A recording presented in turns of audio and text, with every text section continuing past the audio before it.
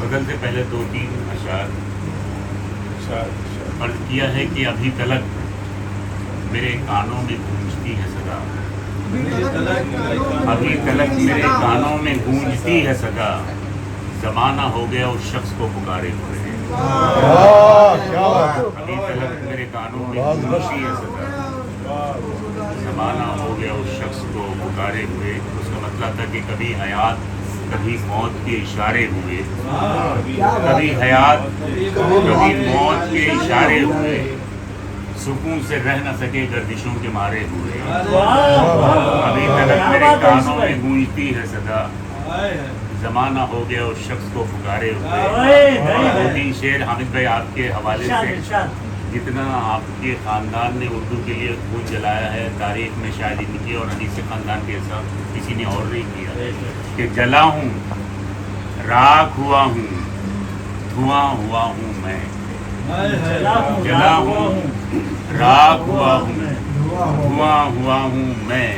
کسی سے پھر بھی کہاں بدگماں ہوا ہوں میں، کسی سے پھر بھی کہاں بدگماں ہوا ہوں میں، الگ الگ ہے نظریے مجھے سمجھنے کے، الگ الگ ہے نظریے مجھے سمجھنے کے، کسی کا سود کسی کا زیاں ہوا ہوں میں، کسی کا سود کسی کا زیاں ہوا ہوں میں، میرے خیال کی وسعت نہ چھو سکا کوئی، میرے خیال کی وسعت نہ چھو سکا کوئی، کسی پہ پوری طرح کب عیاں ہوا ہوں میں، کسی پہ پوری طرح کب عیاں ہوا ہوں میں، کسی پہ پوری طرح کب عیاں ہوا ہوں میں۔ اور یہ شعر آپ کے حوالے سے میں بار بار وہ لفظ نہیں بولتا ہوں کہ زمانے بھر میں میری ٹوٹی بولتی ہے مگر، زمانے بھر میں وہ بولتا نہیں ہے، زمانے بھر میں میری ٹوٹی بولتی ہے مگر،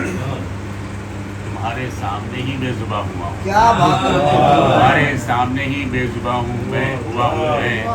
اور میرا فسانہ عجب ہے، عجب کہانی بھی، کسی کے ہاتھوں یوں ہی، کسی کے ہاتھوں یوں ہی رائے گاں ہوا ہوں میں۔ اور ایک غزل کے 2-3 اشعار